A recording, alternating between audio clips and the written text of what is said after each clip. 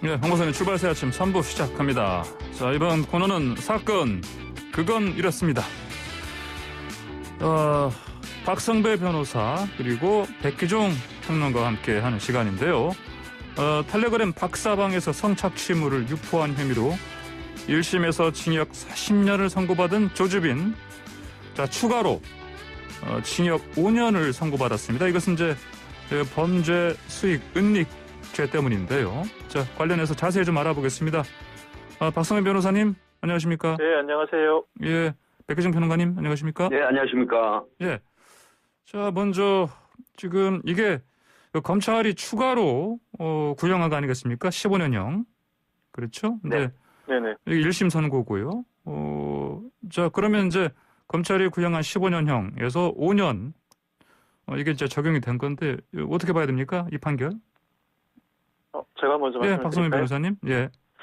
앞서 조주빈이 지난해 11월에 아동 청소년 성보호법 위반 음란물 제작 배포 등 그리고 범죄단체 조직 등으로 징역 40년을 선고받은 바가 있습니다. 예. 검찰이 이 사건 기소를 하고 난 다음에 추가 조사 과정에서 추가 범행이 발견돼 기소를 재차하게 된 것인데, 이 재차 기소한 내용에는 범죄 혐의가 범죄수익 은닉법 위반이 있습니다만 그 외에도 다수 범죄들이 포함되어 있습니다. 유사강간 강제추행 지시도 있고요. 예. 그리고 아동 청소년 포함 성착취물 유포 혐의도 있고 피해자들 명예훼손도 있습니다. 이 범죄수익 은닉법 위반은 박사방의 범죄 수익을 가상화폐로 지급받아서 환전하였다는 혐의인데 53회에 걸쳐서 1억 800만 원 상당의 수익을 은닉했다는 겁니다. 그리고 성착취물 유포도 아동 청소년만 7명, 그리고 성인도 15명, 3명, 합계 18명에 대한 성착취물을 유포했다는 취지입니다. 그리고 이 추가 기소된 사건이 어제 징역 5년이 선고됐죠. 검찰이 징역 15년을 구형했음에도 불구하고 상당히 낮은 것 아니냐라는 의문이 제기되기도 합니다. 그런데 이 추가 기소된 사건 자체만 보면 다소 낮아 보이긴 합니다. 물론 디지털 성범죄 양형 기준이 올해 1월부터 시행이 된 상황입니다. 따라서 조주빈은 그 이전에 범행을 저질렀기 때문에 이 양형 기준이 직접 이 사건에 적용되진 않지만 재판부는 그 양형 기준을 참작 사유로 삼을 수는 있습니다. 그런데다가 추가 기소된 사건의 범행만 해도 그 범죄가 다수이고 죄질이 상당히 불량하기 때문에 일부 피해자와 합의는 했습니다. 합의했다는 사정을 감안한다고 하더라도 그 자체만 두고 보면 징역 5년이 상당히 낮아 보이는데 예. 재판부 입장에서는 불가피한 면이 있습니다. 그 이유가 무엇보다도 앞서 설명드렸던 것처럼 지난해 11월에 조주빈이 이미 징역 40년을 선고받은 바가 있습니다. 그리고 예. 그 사건은 지금 항소심이 진행 중이거든요. 예. 예. 범죄가 하나가 아니라 여러 개인 경우를 경합범이라고 하는데 이 경합범을 다루는 방식이 우리나라는 각 죄의 형량을 단순 합산하지 않습니다. 그렇지 않고 가장 중한 죄에 정한 형의 2분의 1을 가중하도록 되어 있거든요. 그런데 조주빈의 경우에 이 사건에서 가장 중한 죄는 아동 청소년 이용 음란물 제작입니다. 이 형의 법정형이 무기징역 또는 5년 이상의 유기징역이거든요. 예. 그런데 무기징역형을 선택하지 않는 한은 5년 이상의 유기징역, 유기징역의 상한은 30년입니다. 30년의 2분의 1을 가중하면 45년이 되는 것이잖아요. 예. 그런데 이미 조주빈은 지난해 11월에 징역 40년을 선고받은 상황입니다. 예. 나중에 병합돼서 동시에 재판받을 경우에 유기징역의 상한이 45년이라는 것입니다. 예. 네. 지금 이 사건 재판부 입장에서는 물론 앞선 사건과 병합해서 재판을 진행하고 있지 않지만 병합해서 재판했을 때 선고될 형량을 고려하지 않을 수가 없거든요. 예. 만에 하나 병합되지 않고 앞선 재판이 항소심이 진행되고 그대로 확정된다고선 치더라도 병합해서 진행했을 때 선고될 형량을 감안하여야 한다는 것이 우리 형법의 규정입니다. 예. 무엇보다도 이 사건 자체만 두고 보면 상당히 형량이 낮은 것은 사실이지만 앞선 징역 40년형 선고 때문에 유기징역의 상한형인 45년을 선고할 수밖에 없었고 그로 인해서 5년형을 선고할 수밖에 없었던 재판부에 불가피한 사정이 있었던 것으로 보입니다. 예, 알겠습니다. 자, 백기정 평론가님 얘기 듣기 전에 잠깐만요. 지금 백기정 평론가 박성민 변호사와 함께 자, 사건 그건 이렇습니다. 코너 진행하고 있는데요. 아까 1, 2부에서 더불어민주당 전재수 의원, 국민의힘 조혜진 의원과 토론 들으면서 의견 주신 분들 많습니다. 1549님, 3285님, 2423님, 4351님, 6619님, 0309님, 8192님 등 많은 분들이 의견 주셨습니다. 감사드립니다. 계속해서 의견 주실 분들은 샵 0945번, 50원 유료 문자로 보내주시기 바랍니다. 자, 배평론가님. 예. 이 관련해서 이제 지금 말씀해 네, 주시죠. 앞에 설명을 잘 해주셨는데요. 예. 이게 이제 그 조주빈이가 1심에서요 40년형을 선고받은 건 굉장히 그 여러 가지 범죄가 있거든요. 아측법상 음란물 유포라든가 강제추행, 강간, 성폭력 특별법상 카메라용 촬영. 그다음에 예. 또 이제 아동 복지법상 그러니까 아주 나이 어린 그 여성을 성착취를 한 것도 있어요. 음행 매개. 그다음에 강요, 협박, 무고, 사기, 개인정보법, 범죄단체, 조직죄. 하여튼 그 굉장히 많은 그런 범죄 혐의로 기소가 돼가지고 40년형을 받았는데 지금 지금 이번 또 다른 사건, 그러니까 앞에 설명을 하셨지만 박사방 범죄 수익 이거를 가상화폐로 이제 받아가지고 환전을 했잖아요. 53회에 걸쳐서 1억 800만 원. 예. 그리고 또 다른 범죄는 2019년 11월 달에 하드코어방에서 아동 청소년 7명하고 성인 15명의 성착취물을 만들어서 유포하고 그다음에 이제 그 다른 유포 혐의도 함께 기소가 된 거예요. 그런데 우리가 들여다볼 거는 범죄 수익 은닉 처벌 등에 관한 법률을 3제 보면 범죄 수익 은닉자가 5년 이하 징역이 3천만 원 이하 벌금으로 규정돼 있고요. 또 유사강간이라고 하는 부분이 함께 기소가 됐는데 형법 297조 2에 있는데 이게 폭행 협박으로 사람에 대한 유사강간한 행위. 이게 2년 이상의 유기징역이란 말이죠. 그래서 이제 여러 가지 형태로 봐서 5년형을 선고를 할 수밖에 없었던 상황이고 앞에서 설명하였듯이 제가 방금 말씀드린 그런 범죄로 40년형의 징역형을 선고를 받았지 않습니까? 그리고 이제 이게 1심이 항소심이 지금 진행 중이다. 이런 여러 가지 이유로 해서 결국 국민법 감정에 상당히 어긋나는 5년형의 선고인데 그럼에도 불구하고 그 장량 감경이라든가 그냥 대법원 그 권고 사항으로 볼 때 5년형은 결코 작지 않다. 이렇게 말씀을 드릴 수 있겠습니다. 예. 조주빈 해당 재판 최후 진술에서 사건이 벌어진 모든 원인은 자신에게 있다. 피해자들에게 미안하다 이렇게 얘기했습니다. 네네. 어떤 심리로 봐야 됩니까 이거? 예. 조주빈이 최후 진술에서 이렇게 진술했지만 재판부는 지금까지 다퉈온 내용을 보면 과연 조주빈이 범행을 진지하게 뉘우치고 있는지 의심이 된다면서 이 주장을 사실상 받아들이지 않았습니다. 네. 사실 조주빈은 그동안 한창 범행을 저지를 당시에는 나는 수사기관에 잡힐 일이 없다면서 수사기관과 정부를 조롱해 오기도 했습니다. 그만큼 자신 있어 했었거든요. 네네. 그렇지만 잡히고 말았죠. 그리고 앞으로 재판은 한창 진행 중이고 남아있는 절차도 상당히 많습니다. 조주빈 입장에서는 이 문제가 자신의 인생 전체가 걸린 문제입니다. 범죄단체 조직죄 등 일부 다툴 부분은 다투되 도저히 부인할 수 없는 혐의에 대해서는 모든 원인은 나에게 있다. 피해자들에게 진심으로 미안하다는 입장을 취해야 그나마 형량을 줄일 수가 있는 겁니다. 예. 사실 이 사건은 대규모 조직적인 범행인데다가 물론 그 이전부터도 디지털 성범죄 양형 기준 마련 준비가 진행되어 왔지만 이 사건으로 인해서 급물살을 타기도 했었거든요. 그래서 사회적 공분도 불러일으킨 사건이기 때문에 이 사건 도저히 부인할 수 없는 사건만 하더라도 상당한 중형 선고가 예상되고 있는 상황입니다. 이런 상황에서 자신의 진심이든 진심이 아니든 상당히 반성하는 모습을 반복적으로 보여주는 것 이외에는 피해자들과 일부 추가로 합의하는 것, 그 방식 외에는 더 이상 형량을 낮출 방법이 없기 때문에 이러한 조주빈의 태도는 이번 1심, 그리고 향후 항소심, 그리고 대법원까지도 다툴 것으로 보이는데 각 심급에 걸쳐서 이른바 파기환송심이 이루어진다면 그 파기환송심에서까지 동일한 태도를 보이지 않을까 싶습니다. 이를 받아들일지는 재판부의 판단이겠죠. 예. 백혜정 변호사님은 네네. 1심에서 40년 중형을 선고받았지 않습니까? 그리고 이제 또 다른 추가 기소로 5년형을 선고를 받았는데 이런 상황에서 이제 그 범죄 책임을 공범이나 다른 사람에게 전가한다고 하더라도 실익이 없다. 그리고 이제 이미 전 국민적 공분을 산 그런 사건이지 않습니까? 그렇기 때문에 반성하고 지은 죄를 뉘우치는 이런 모습을 보여야 항소심에서 하급심보다는 좀 낮은 처벌을 받기 위한 그런 전략을 나타낸 거거든요.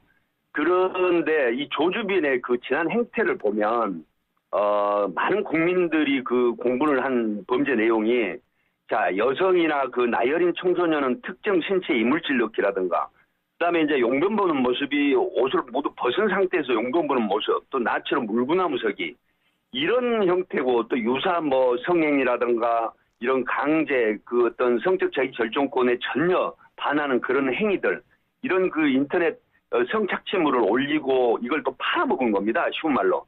그런데 이게 이제 피해 여성이 총 74명인데 그 중에 경악스러운 건 16명이 극히 10대 중에서도 상당히 13, 4세, 뭐 15, 16세 이런 아이들도 있었거든요. 예. 그렇기 때문에 국민적 공분을 산 건데 결국은 성범죄자 최초로 경찰이 심의위원회를 열어서 대한민국 그 소위 말하면 형법 성범죄자 사상 처음으로 신상 공개를 했습니다. 예. 그리고 그런 부분들이 있고 또 변호사의 그 어떤 법률적 자문도 있었겠지만 특히 2020년 6월달에 보면 재판부에 21부의 반성문을 제출하고 마치 엄청나게 자기가 반성하고 있는 듯한 이런 모습을 보였거든요. 예. 결국 남에게 책임을 전가하지 않고 모두 원인은 자신에게 있다. 피해자들에게 미안하다 하는 부분들은 결국 그 항소심에서 낮은 처벌을 받기 위한 전략 이에는 아무것도 없다. 이렇게 분석이 됩니다. 예. 아, 그렇군요. 자, 그럼 아까 박성배 변호사 설명하신 것처럼 네네. 이번에 이제 재판부에서 검찰의 15년 구형 이 중에서 네. 5년을 선고한 이유가 이제 항소심을 염두에 둔 거라 말씀하셨는데 네네. 그렇다면 조주빈 측이 이제 앞서 다른 별건의 그 해당 선고에 대해서도 항소할 테니까 네. 이번 건에 대해서 뭐 병합해달라 요청했는데 그럼 병합될 가능성이 높네요. 병합 가능성이 상당히 높습니다. 예. 다른 신급끼리는 서로 병합을 못합니다. 즉 1심은 1심과 병합할 수 있고 항소심은 항소심과 병합을 할 수가 있습니다. 예. 앞선 사건은 이미 항소심이 진행 중이고 이 사건은 1심이 진행되어 왔기 때문에 그동안 병합을 못했던 것인데 이 사건 1심 선고가 이루어진 이상 조주빈의 변호인 입장에서는 항소를 할 테니까 예. 앞선 항소심 사건과 병합을 해달라는 취지로 주장을 하는 겁니다.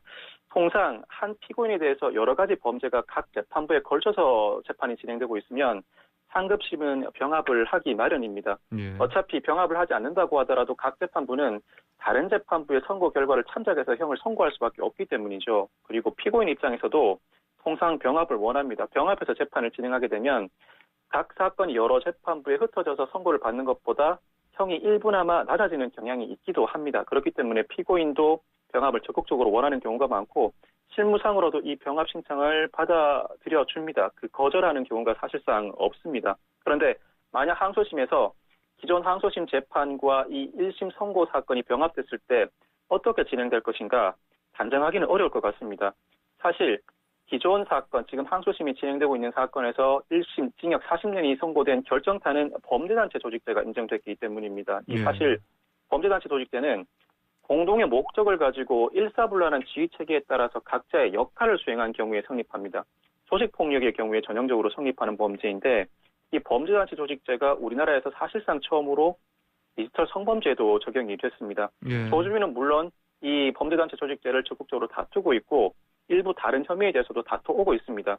만약 항소심에서 병합돼서 진행되는 항소심에서 범죄단체 조직죄가 무죄가 선고된다면 형이 상당히 낮아질 것은 자명하죠. 그렇지만 대폭 낮아질 것인지는 또 단정할 수가 없습니다. 제가 앞서 설명드렸던 것처럼 징역 40년에 이어서 5년형을 선고할 수밖에 없었던 이유는 유기징역형을 선택했을 때 그 경합범 가중 방식의 한계 때문이라고 설명드렸습니다. 예. 그렇다면 항소심에서 범죄단체 조직죄가 무죄가 선고된다고 하더라도 다른 성착취물 제작, 배포 혐의를 기준으로 유기징역 경합범 가중을 했을 때 예. 그럼에도 불구하고 상당히 높은 형이 선고될 가능성은 여전히 배제할 수가 없습니다. 그리고 네. 항소심이 네. 가능성이 높아 보이지는 않습니다만 과감하게 유기징역형이 아니라 무기징역형을 선택할 가능성도 남아있기 때문에 예. 병합해서 재판이 진행될 경우 무조건 형이 낮아진다고 단정하기는 어렵지 않을까 싶습니다. 예, 그렇군요.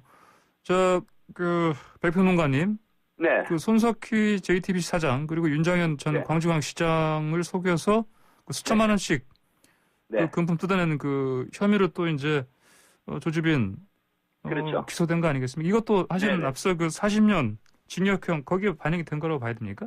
어떻게? 그렇죠. 이제 깜짝 놀랐죠. 그 당시 조주빈이 이제 인터넷 디지털 성착취물로 인한 그런 기소에 구속이 되고 뭐 신병이 공개되기도 했었는데 기자한테 갑자기 뭐 손석희 JTBC 사장이라든가 윤장현 강주시장 그런 부분에 이제 얘기를 했었잖아요. 그래서 결국 그런 부분에 수사가 돼가지고 예. 이제 이런 부분도 상당히 이 범죄 혐의에 있어서 어떤 징역형의 선고에 네네. 일조를 한 부분이 있지 않을까 그런 생각이 듭니다. 예, 알겠습니다.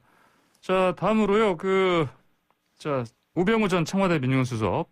네. 그 박근혜 정부 당시 국정농단 묵인하고 국정원 통해서 불법 사찰 한 혐의로 재판에 넘겨졌는데 자, 어제 항소심에서 징역 1년으로 감형 받았습니다. 1심에서 네.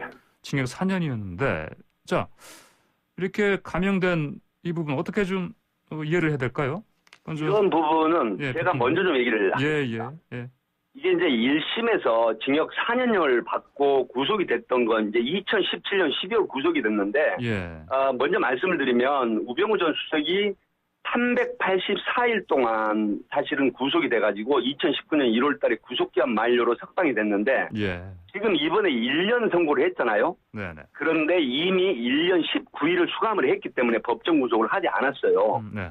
근데 이제 박근혜 정부 시절 국정농단을 묵인하고 국정원을 통해서 불법 사찰을 했다. 이제 이런 부분이 1심에서 징역 4년을 받았었는데 내용이 두 가지죠. 안종범 전 대통령 정책조정수석 비서관 등의 비사실을 인지하고도 감찰하지 않았다. 민정수석 위치에서. 네. 그리고 방조를 했다. 이제 이런 거고요. 그다음에 이석수 전 특별감찰관 불법 사찰 혐의인데 이게 이제 내용이 뭐냐면 국정원 그 추명호 그분에게 어떤 불법적인 지시를 해서 뭐 김진선이라든가 그다음에 그 여러 가지 그 형태의 불법 사찰을 시키는 게 있어요. 이런 부분인데 결국 이 항소심 고법에서는 이게 국정농단을 막지 못하고 이석수 특별감찰관의 업무 방해를 한 혐의가 2017년 4월부터 시작됐잖아요. 네. 근데 앞에 제가 말씀드린 그 부분을 단서를 달았어요. 그 대한민국 민주주의 법치주의 뼈아픈 역사로 기록될 것이고 잘못된 결과를 초래한 책임자 엄정 처벌해달라면 징역 13년을 구형했어요, 검찰이. 그런데 이제 우병우 전 수석이 뭐라고 얘기를 했냐면 재판 끝나고 나서 검사가 꾸며낸 허구고 나는 무죄다. 이제 이런 호소를 그 재판 전에 했었잖아요. 네. 결국은 1심의 유죄 취지가 모두 두 개만 남겨놓고 지금 허위로 밝혀졌다. 이제 이런 부분들인데 결국은 김진선 올림픽 평창 예. 동계올림픽 조직위원장 예. 이런 부분들을 추명호 국정원 국정정보국장에게 이석수 감찰관과 함께 사찰을 시킨 이 부분만 네. 사실은 인정을 하고 나머지는 18건 중에 16건을 무죄로 봐버린 거예요. 네. 그래서 결국은 두 건만 유죄 선고된 것 때문에 징역 1년형을 선고한 것입니다. 그런데 이제 우병우 전 수석은 사실 제가 앞에서 말씀드린 것처럼 특검과 검찰을 강력하게 비판을 하고 그리고 나서 청와대에서 2년 4개월 동안 성심껏 대통령을 보좌한 자신을 왜 이렇게 엮었는지 이런 의미로 비판을 하면서 대법원이 상고하겠다 이렇게 예. 힘주어서 말을 했었죠. 예. 그 박 변호사님. 네네. 근데 이렇게 감형이 4년에서 1년으로 사실은 많이 감형된 거 아니겠습니까? 네네네. 네. 이거를 이를테면 선뜻 이해가 가지는 않아요. 방금 이제 백혜정 변호사께서 말씀하신 것처럼 16개 공소사실 가운데 4개만 지금 인정됐다. 그런 것 같은데. 네. 예, 어떻게 네. 보십니까? 이 사건은 우 전 수석이 1심에서 두 재판부에서 사건이 진행되어 왔었습니다. 예. 한 재판부는 이른바 국정농단 사건에서 그 국정농단을 제대로 막지 못한 직무유기 그리고 이석수 전 특별감찰관의 업무를 방해한 혐의로 징역 2년 6월을 선고했었고 다른 한 재판부는 이 전 특별감찰관을 사찰한 혐의로 징역 1년 6개월을 선고했습니다. 도합징역 4년이었다는 것이죠. 그런데 항소심에서 이 두 사건을 병합해 진행해왔습니다. 이 사건도 역시나 항소심에서 두 사건을 병합해서 진행했죠. 그리고 대부분의 1심에서 유죄가 선고된 혐의들을 무죄로 판단하면서 징역 1년을 선고한 것인데 이 사건의 주된 혐의가 우 전 수석이 직권남용 그리고 직무유기 범행을 저질렀다는 것입니다. 그런데 직권남용과 직무유기는 그동안 어떤 경우에 각 범죄가 성립할 것인지 판례가 많이 쌓여 있지 않았던 것이 사실입니다. 그러다가 지난해 1월에 대법원이 문학의 블랙리스트 사건에서 직권남용의 판단 기준을 처음으로 제시합니다. 공무원이 직권을 남용해야 할 뿐만 아니라 상대방으로 의무 없는 일을 해야 한다는 취지였는데 이 직권남용죄에서 공무원이 직권을 남용했다고선 치더라도 상대방이 그 요청에 응하는 행위를 의무 없는 일을 했다고 단정할 수는 없다. 구체적으로 사정을 살펴봐야 한다는 취지로 판시를 합니다. 예. 직무수행 과정에서 원칙, 기준, 절차 등을 위반하지 않는 한 의무 없는 일을 하게 했다고 단정할 수는 없다는 취지인데 직권남용을 만약 과잉 적용하게 된다면 순기능은 있을 수 있겠지만 직권남용을 의식해서 창의적으로 개혁적으로 공무원들이 의견 제시를 하지 못한다는 점이 깔려 있습니다. 그리고 직권남용죄가 일반적으로 적용될 때는 전 정권의 불법을 캐내 정치 보복을 할 수도 있다는 생각도 밑바탕에 깔려 있는 것 같습니다. 이처럼 그래요.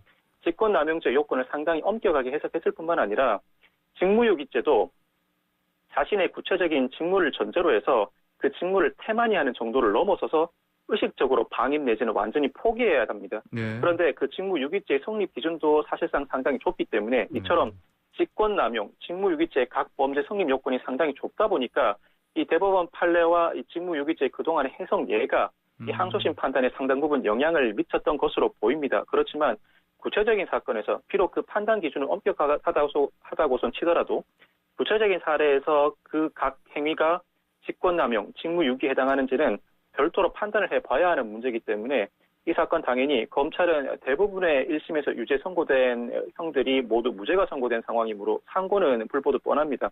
예. 대법원에서도 별도의 판단을 받아야 하고 이 판단에서 이 항소심 판단이 유지될 수 있을지는 좀 더 지켜봐야 하지 않을까 단정할 수는 없는 상황으로 보입니다. 예. 자, 뭐 이렇게 또 감형된 이 이유 중에 하나로 이제 우병우 전 수석이 법을 너무 잘 알아서 법망을 잘 빠져나간다. 이런 얘기가 있는데 이것도 좀 영향이 있었을까요? 그 법미꾸라지라는 이제 말이 있지 않습니까? 법미꾸라지. 그러니까 법에 대해서 너무 디테일하게 잘 알고 똑같았다 이제 시쳇말로 이런 얘기들 많이 하잖아요. 그래서 이제 그 법망을 잘 빠져나가는 사람에게 법미꾸라지라는 표현이 있는데 뭐 간단하게 형사소송법 얘기를 하나만 간단하게 하겠습니다. 사실 이런 얘기가 굉장히 해자가 됐었던 실제 사건도 있었는데 본인이나 가족이 어떤 형사범죄로 기소가 돼가지고 재판을 할 때 사실은 묵비권이라기보다도 형사소송법 제148조 이 근친자의 형사책임과 증언 거부라는 항이 있습니다.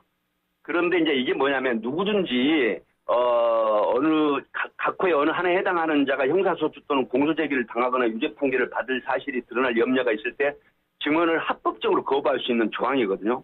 이게 이제 내용이 두 가지인데 친족이거나 친족이었던 사람, 법정 대리인, 후견 감독인, 그러니까 본인 포함해서 가정의 범죄 사실을 뭐 예를 들어서 검사가 뭐 공소장에 혐의로 신문을 하거나 판사가 질문을 하거나 변호사가 신문을 할 때 이런 부분에 대해서 법미꾸라지 소위 법에 대해서 그 능통한 사람들은 대답을 하지 않는 조항으로 근거로 삼고 있거든요. 그래서 빠져나가는 경우가 있는데 이런 법꾸라지들이 보통 법을 아니까 법 상식 때문에 법정에서 법 기술적으로 이의를 모면하고 빠져나갑니다. 그래서 법꾸라지 아닌 사람들은 법정에서 이런 법에 대해 모르니까 법정 진술하다가 유죄를 받거나 불이익을 받고 때로는 이중죄를 처벌을 받기도 하거든요. 방금 황보선 그 앵커께서 말씀하신 것처럼 아마 법에 대한 능통 이런 부분들도 사실 항소심에서 상당히 4년에서 1년으로 감경된 이런 부분들의 어떤 일정한 영향이 있지 않을까 하는 개인적인 생각이 듭니다. 네, 그러시군요. 자, 우수석이 뭐 상고하겠다 밝혔습니다. 네네. 어떤 이유로 이렇게 상고했다고 보십니까? 박 변호사님? 오 전 수석 홍고가 끝난 다음에 수사 계기가 됐던 국정농단 방조 혐의가 모두 무죄로 나왔다. 특검과 검찰이 제가 청와대에서 근무하던 2년 4개월 대통령을 보좌한 내용 전부를 범죄로 만들어 기소했는데 왜 그렇게 무리를 했는지 생각이 든다고 비판을 했거든요. 그러면서 일부 유죄가 유지된 부분에 대해서도 대법원에 가서 끝까지 무죄를 다투겠다는 취지의 주장을 했습니다.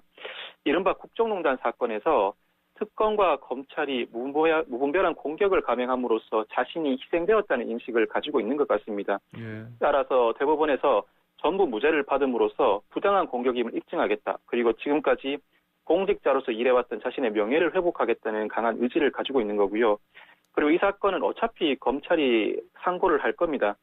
1심에서 유죄가 인정됐던 대부분의 공소사실이 무죄로 전환된 상황이기 때문에 검찰의 상고는 불보듯 뻔하다. 그렇다면 피고인인 우 전 수석 입장에서도 상고를 하지 않을 이유가 없는 것이죠. 그리고 앞서 말씀드렸던 것처럼 이 사건의 주된 혐의는 직권남용과 직무유기인데 이 항소심에서 유죄가 인정된 두 건도 모두 국정원법상 직권남용입니다. 즉 직권남용은 앞서 설명드렸던 것처럼 대법원 전원합의체 판례에 따라 그 성립 범위가 상당히 좁아진 상황입니다.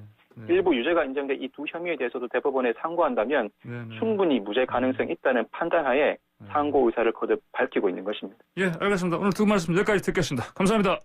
감사합니다. 네, 지금까지 백기종 평론가, 박성배 변호사와 함께했습니다. 네, 황보선의 출발새 아침 잠시 뒤 4부로 돌아오겠습니다.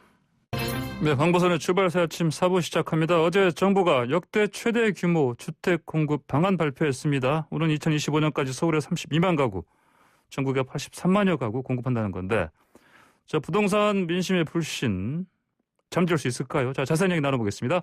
한국건설산업연구원 연구위원을 지냈던 김현아 국민의힘 비대위원 전화 연결돼 있습니다. 안녕하십니까? 네, 안녕하세요. 예, 자, 홍남기 부총리가 이거 뭐 공급 쇼크라고 뭐 또 자평했고요. 뭐 언뜻 봐서는 이게 이제 뭐 절차가 복잡하고 시간도 오래 걸리는 이 사업을 공공이 주도해서 이제 충분히 주택을 빨리 공급하겠다. 이게 골자 같은데 이거 어떻게 평가하십니까? 네, 일단 뭐 물량이 굉장히 크다, 또 네. 파격적이었다는 데는 동의합니다. 네. 이 계획대로 시행이 된다면 정말 뭐 어마어마한 홍남기 부총리의 표현대로 예. 폭탄 규모일 것 같은데요. 예. 지난해 정부가 8사 공급 대책에서 127만 호를 짓겠다고 언급을 했습니다. 예, 3기 신도시요? 예. 그쵸. 네. 3기 신도시를 포함한 그때도 네. 물량이 있는데요. 예. 그것과 요것은 합치면 200만 호가 넘습니다. 예, 예. 200만 호 그러면 노태우 정권 때 주택 200만 호 생각나실 텐데요. 예, 예. 그때 이후에 최대 물량이고, 그때와 좀 다른 차이가 있다면 그때는 인구가 굉장히 증가할 시기였다면 네. 지금은 좀 인구가 축소기에 접어들기 때문에 정말 이 정도 규모의 주택이 정부가 제시한 스케줄대로 공급된다면 예. 글쎄 오히려 빈집이 늘어나지 않을까라는 생각을 해봅니다. 예. 근데 이제 정부의 스케줄을 좀 가만히 들여다보시면 2025년까지 부지 확보입니다. 다시 주택 건설에 3년 정도 소요됩니다. 예. 그래서 지금 단기간에 10만 호 짓겠다고 하는 것은 이 공급 내용보다는 이미 과거에 지어졌던 내용들이 좀 중복 카운팅되는 부분이 있는데요. 예. 저는 조금 하염없는 정책이다라는 생각이 들고, 예. 지금 문제는 또 특정 부지도 아직 정하지 않은 상태입니다. 뭐 정부 내부로는 정했다는데 국민들한테 발표를 하지 않다 보니까 예. 국민들 입장에서는 양을 많이 진다는데 어디? 뭐 이런 좀 막막함이 있고요. 또 하나 지금 이제 여러 가지 건축 규제를 완화하는데 오히려 이런 건축 규제 완화가 좀 조악하고 품질이 낮은 주택이 공급되는 게 아닐까라는 걱정의 목소리도 있습니다. 예. 저 방금 말씀하신 거 좀 완화되는 부분이 있지 않습니까? 네. 뭐 이를테면 뭐 사업진의 땅 주택 소유자 3분의 2 이상 희망하면 된다고 하는데 이것도 현실성이 그래도 좀 더 나아진 건 있지 않겠습니까? 어떻게 보십니까? 뭐 지금 동의 같은 경우는 과거보다 그렇게 크게 달라지지는 않았고요. 예. 동의율보다 중요한 거는 이제 과거에는 민간이 하는 사업에 정부가 개입을 해서 네. 공공성을 유도하고 환수했다면 네. 이번에 새롭게 제시된 방법 중에 하나는 공공이 모든 그 주택을 사들여서 소유권을 완전히 넘긴 다음에 개발을 해서 그 이익을 다시 원래 소유자들에게 나눠주는 구조입니다. 예. 예, 왜 그랬을까라고 생각해 보면 기존에 이제 민간과 조합 방식이 갖고 있는 여러 가지 부정부패, 또 진행 과정상의 불투명성, 또 개발 이익이 이렇게 공유되지 않고 예. 사유화되는 부분에 대한 문제 제기를 굉장히 이번에 신경 썼다고 생각이 되는데요. 예, 예. 문제는 이 모든 것들이 이제 주민이 동의를 하고 소유권을 넘겨야 된다는 거죠. 네, 네. 강제로 정부가 수용할 수는 없습니다. 일반 신도시 개발처럼요. 예. 그러면 이런 조건을 갖고 과연 토지 소유자들이 넘길까라고 했을 때 조금 많이 의문이 제기가 되는 부분이 있습니다. 근데 뭐 이럴 수는 있을 것 같습니다. 주택이 낡았는데 예. 여러 가지 여건상 도저히 재개발과 재건축을 할 수 없는 상황, 또 스스로 개발할 수 없는 경우에는 예. 이렇게 공공에게 소유권을 넘기는 사례가 있을 것 같은데요. 그게 이렇게 집단적으로 모아서 하나의 사업을 할 수 있을 정도가 될까라는 측면에서 보면은 조금 추이를 지켜봐야 될 것 같습니다. 시장의 일부에서는 너무 과도하게 정부가 다 하는 거 아니냐라는 것에 대한 반발과 우려도 있습니다. 예, 그 방금 그 수용 말씀하셨는데요. 뭐 이게 이제 한자로 수용이지 이제 나쁘게 말하면 땅을 사실은 강제로 사실 빼앗고 거기에 대해서 어떤 비용을 주는 거 아니겠습니까? 근데 네. 그 중에 하나 뭐 또 알박기 우리 얘기 많이 하는데 네. 이런 것들까지도 수용하겠다, 그래서 수용 강화하겠다 이런 부분도 담겨 있어요 보니까 이건 좀 어떻게 보십니까? 네, 그러니까 이제 뭐 정부는 알박기를 본인들이 컨트롤하면 막을 수 있다, 조율할 수 있다고 판단한 건데요. 예. 제가 이제 이번에 보면서 뭐 한마디로 저는 약간의 꿈의 대책이라는 생각을 했습니다. 꿈의 대책. 네, 예. 네, 부작용도 막고 어. 가격 상승도 낮추면서 적절한 이익을 분배하고 부작용도 없고 예. 품질은 높이고 진행자님 어떻게 생각되십니까? 저는 꼭 예. 맛도 있고 영양도 있고 네. 값도 싼데 몸에도 살도 찌지 않는 몸에도 몸에 좋고. 좋은 음식 뭐 예. 이런 것 같은 느낌이 들었습니다. 그렇게 됐으면 좋겠는데.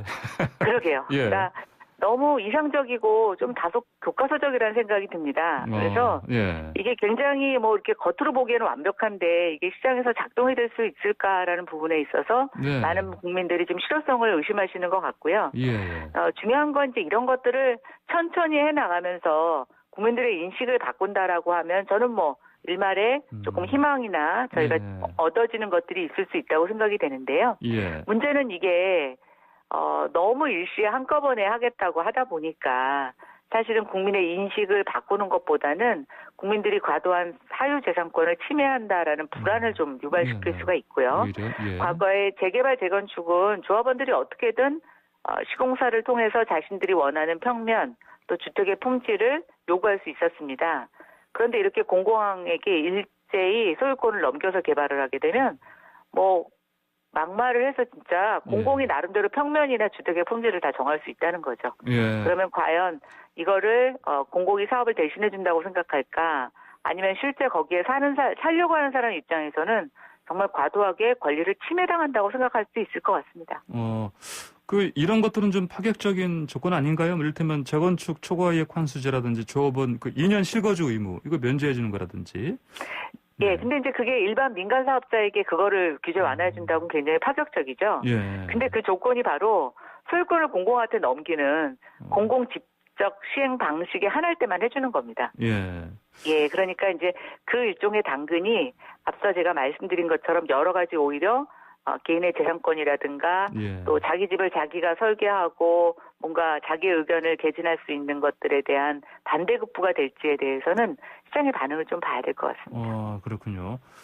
자, 뭐 또 그런데 이제 항상 또 이런 대책을 서로 발표하면 또 이제 집값 단기 급등 우려하는 목소리가 또 들리지 않겠습니까? 어떻게 생각하십니까? 예. 많은 분들이 이번에는 토지값이 오를 것 같다라는 얘기를 하고 계십니다. 예. 이게 이제 집값에 대해서는 여러 가지 개발 이익을 환수하고 투기를 억제하는 대책을 세웠는데요. 예.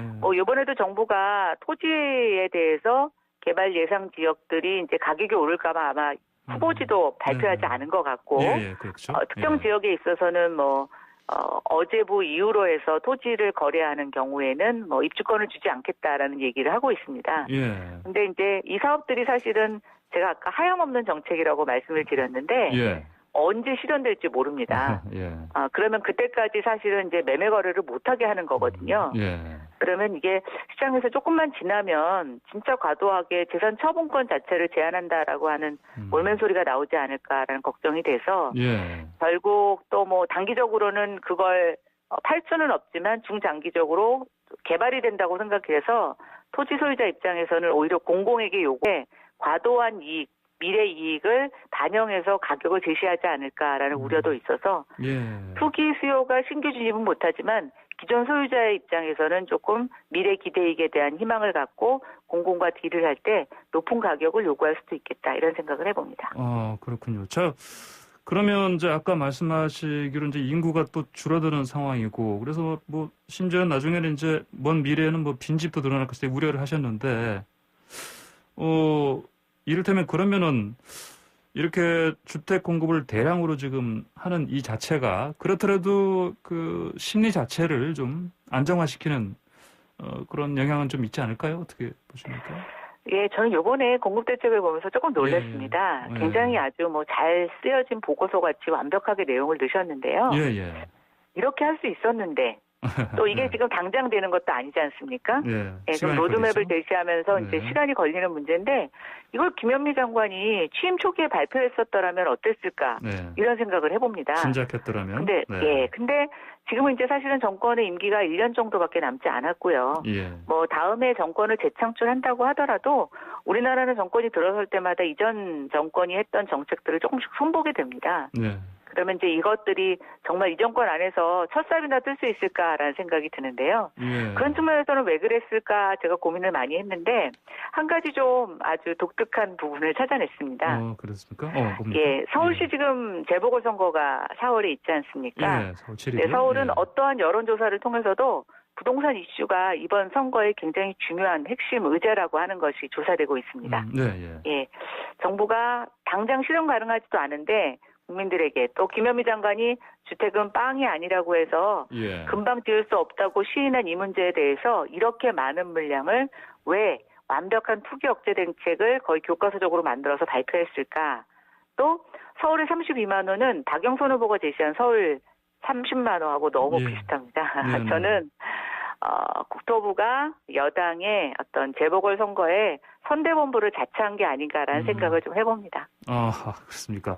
자, 그러면 이번에 사실 이게 이제 전반적으로 봤을 때는 결국은 이제 그 심리 안정화를 위한 그런 부분도 목표로 삼은 것 같은데, 물론 선거 앞두고 나오는 거긴 하지만 해석은 여러 가지 할 수 있겠지만요. 근데 여기에서 지금 그 한시적으로라도 양도세 중과하는 거 있지 않습니까? 네, 이거 네. 완화할 필요가 있지 않냐 이런 목소리도 들렸었는데.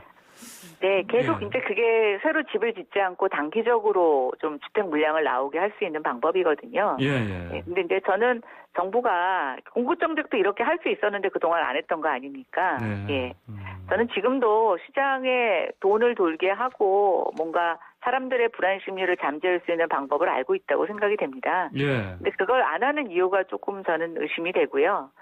그런 측면에서 조금 더 정말 실질적으로 주택가격 안정에 대한 고민을 했으면 좋겠습니다. 지금 주식시장도 굉장히 과열되어 있지 않습니까? 예. 만약에 집값과 주식시장이 동시에 위기에 당면한다라고 하면 저는 뭐 한국 경제는 거의 감당할 수 없는 수준이 될 것이라고 생각이 됩니다. 예. 그런 측면에서 보면 지금보다 조금 정치나 이념 이런 판단보다는 국민들의 민생을 위해서 정책적 판단을 해주시면 어떨까라는 그런 소망을 갖고 있습니다. 네, 김연아 의원님은 도시계획학 박사신데요. 자, 도시계획 전문가 입장에서 SH공사, LH공사 등이 주도하는 이런 개발, 뭐 그러면서 이제 공영화 이런 또 우려하는 목소리도 들리고요. 뭐 장단점 어떻게 보십니까? 과거에 민간 부분을 활용해서 주택을 지을 때도 예. 이렇게 주택 물량이 늘어나면 SH공사나 LH공사는 그 규모가 커졌습니다. 예. 근데 이번 사업 방식을 보시면 지금 공공이 직접 수행하는 게 굉장히 많지 않습니까? 예. 예, 그럼 아마 국민 여러분들도 아마 쉽게 상상하실 수 있을 것 같은데요. SH공사, LH공사가 얼마나 커질까 생각을 하실 텐데, 물론 뭐 이런 걸 갖고 뭐 공기업 일자리가 늘어나겠구나 이렇게 생각하는 젊은 청년들도 있을 것 같습니다. 예. 그러나 이제 두 공기업 모두 지금 부채가 굉장히 많고요.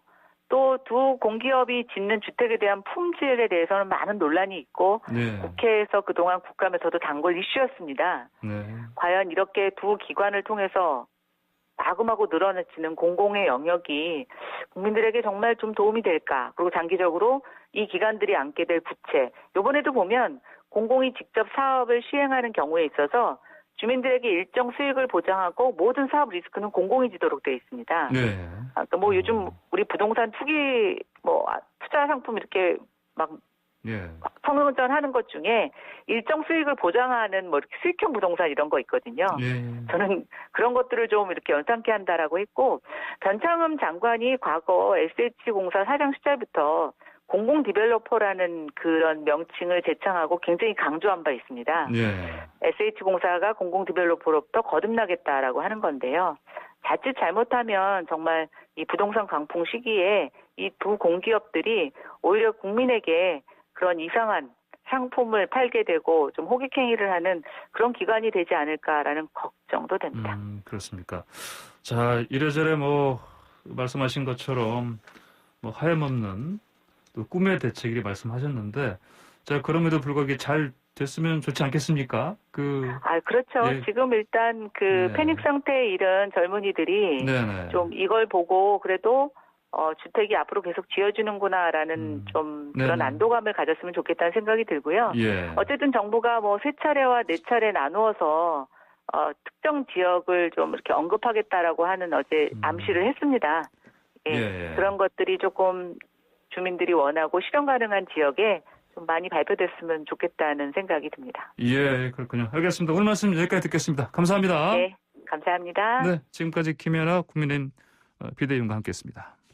짧고 굵게 전해주는 코너, 스포츠가 얼마나 좋은지 YTN 스포츠부 조은지 기자 전화로 연결합니다. 조 기자 안녕하십니까? 안녕하세요. 예. 제가 작년 10월부터 평일 아침에 매일 라디오를 하고 있는데 네. 손흥민 선수 골 소식으로 기분 좋게 시작할 때가 정말 많았죠. 네. 근데 올해는 거의 없는 것 같습니다. 오늘 새벽 5시 첼시와 토트넘 붙었는데 0대1로 졌습니다. 아하. 토트넘의 에릭 다이어 선수가 거친 파울로 페널티킥 내주면서 뭐 사실상 자멸했고요. 예. 손흥민 선수도 침묵했습니다. 지난달 6일 리그컵 대회 이후 한 달 6경기째 잠잠한데요. 네. 오늘도 뭐 해리케인 없이 전방에 고립되면서 슈팅 2개 날렸습니다. 토트넘은 시즌 처음으로 3연패에 빠졌고 안방 홈에서 2연패에 빠지면서 리그 8위가 됐습니다. 리그 8위요? 네, 많이 떨어졌죠.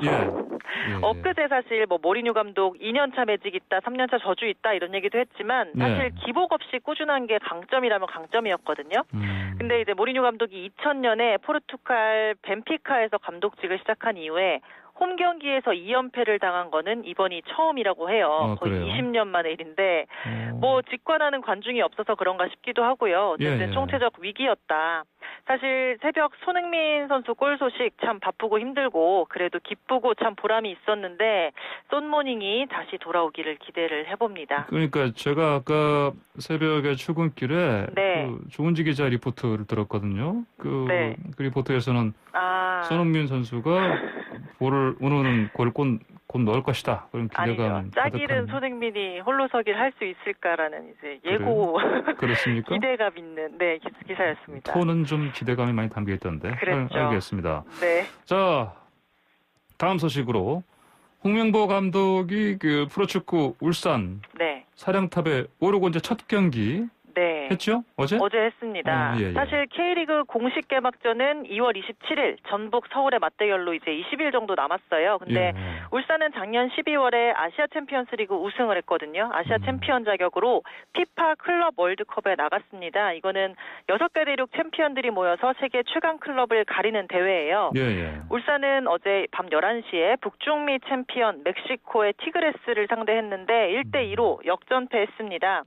뭐 이청용, 홍철, 고명진 이런 주전 선수들이 부상 여파로 못 나왔고 선수들 사실 비시즌에 이적도 많아가지고 짜임새는 확실히 떨어졌어요. 그래도 축구협회 전무이사 마치고 현장으로 돌아온 홍명보 감독 복귀 무대에서 익숙한 4-2-3-1 전술 포메이션으로 비교적 안정적으로 잘 싸웠던 것 같습니다. 그 경기 전에 양팀 비교했는데 티그레스 선수단 시장가치 총액 몸값이죠. 5,940만 유로 약 800억 원이었거든요. 우리 선수단의 3배 정도였습니다. 그래서 홍 감독은 경기 후에 뭐 아쉽죠. 당연히 아시아 대표로 나섰는데 져서 죄송하다 하면서도 우리 선수들 강팀 상대로 100% 실력 발휘했다 이렇게 칭찬을 했습니다. 어제 울산의 유일한 득점이 윤빛가람 선수 코너킥을 헤딩슛으로 연결했던 김기희 선수였어요. 골 넣는 수비수 주장 역할 참 톡톡히 했는데 홍명보 감독의 울산 데뷔전 그 첫 골이 김기희다. 저 개인적으로는 아주 빵 터졌는데 혹시 김기희 선수 기억하실까요? 김기희 선수. 방금 말씀하신 골 넣는 수비수. 그냥 사실 우리 국민이 모르지는 않을 것 같아요. 왜냐하면 벌써 10년이 다 돼갑니다. 2012년 런던 올림픽 남자 축구 동메달 결정전 한일전이었죠. 병역 특례가 걸린 외나무다리 승부였습니다. 사실 지금은 메달 따서 군 문제 해결하겠다 뭐 이렇게 노골적으로 얘기하는 게 많이 부담스러운 시대가 됐어요. 근데 그때만 해도 하프타임 때 라커룸에서 이등병의 편지 들었는데요. 뭐 이렇게 어허. 얘기했을 정도로 네. 좀 솔직했달까요? 거리낌이 많이 없는 분위기였습니다. 근데 동메달이 걸린 그 운명의 한일전을 앞두고 언론의 관심이 김기희 선수 뛴다면 언제 어떻게 몇 초 뛸 것이냐 뭐 이런 얘기들이 있었거든요. 예. 3, 4위전까지 18명 엔트리 중에 유일하게 1분도 안 뛴 선수가 김기희 선수였습니다. 당시 병역법에는 실제 경기 메달을 따더라도 네. 경기에 뛴 사람만 병역 혜택을 받을 수가 있었어요. 예. 그래서 우리가 박주영, 구자철 선수의 골로 2대0으로 앞서니까 홍명보 당시 올림픽팀 감독이 예. 후반 44분에 김기희 선수 교체 투입을 해서 모두가 행복한 즐거운 결과를 만들었습니다. 예. 그래서 당시 뭐 4분 만에 제대한 김기희 뭐 해가지고 예. 뭐 1분에 45분에 뭐 1병 뭐 이렇게 2병, 1병, 상병, 병장 딱 이렇게 제대하는 거 이런 패러디물이 엄청나게 화제를 모으고 예. 난리가 났었죠. 그래요. 이게 화제가 되고 이제 공론화가 되니까 결국에 법도 바뀌었습니다. 네. 후보 선수라도 팀 일원으로 함께 땀 흘리고 공동의 목표를 위해서 헌신하지 않았냐. 메달을 함께 받는 게 스포츠 정신의 취지와 공정성에 부합한다 하면서 이제는 국가대표 팀원으로 함께 출전을 하면 뛰지 않더라도 병역 혜택을 주는 걸로 바뀌었습니다. 그러니까 국가대표 팀원으로 이제 계속 뭐 벤치에서 대기만 네. 하더라도 네. 이렇게 바뀌었다. 네, 언제든지 사실은 뛸 준비를 하고 함께 몸을 만들고 호흡을 네네. 맞추고 그랬던 즉시 전력감으로 대기를 했던 거잖아요. 그래서 지금처럼 사실 이때는 김기희 선수가 그때 당시에도 경기가 끝나고 홍명보 감독은 1대 0이었으면 사실 못 넣었을 것 같다 이런 얘기를 했었거든요. 그래요. 다행히 2대 0이라서 좀 여유 있게 넣었고 그 4분조차도 혹시 좀 어떻게 되지 않을까 이제 조마조마하면서 봤던 기억이 나는데 어찌됐건 간에 세월이 10년여 흘러서 다시 만난 홍명보, 김기희 이 두 명의 케미가 어제 굉장히 돋보였습니다. 개인적으로는. 두 사람 인연은 참 좋은 인연 같습니다. 네. 결과적으로 봤을 때 특히 김기희 네. 선수 입장에서는. 알겠습니다. 그렇습니다. 오늘 말씀 여기까지 듣겠습니다. 자, 감사합니다. 네, 지금까지 YTN 스포츠부 조은지 기자였습니다. 네, 황보선의 출발 새 아침 오늘 금요일 순서 마칠 시간 됐습니다. 방금 전에 김혜나 국민의힘 비대위원 부동산 전문가죠. 이분과 인터뷰하는 중에 청취자분들 사실 그 답답한 심정 알려주는 그런 메시지 많이 보내주셨는데 3134님께서 대책 좀 말해주세요. 답답하네요. 이런 말씀 보내주셨고요. 1549님께서는 재건축도 5년 걸리는데 선거용 탁상 행정이네요. 또 이렇게 비판해 주셨고요. 이런 답답한 하는 분들 참 많은 것 같습니다. 네. 저는 이제 오늘 서 마치고요. 다음 주 월요일에 다시 돌아오겠습니다. 지금까지 황보선이었습니다. 감사합니다.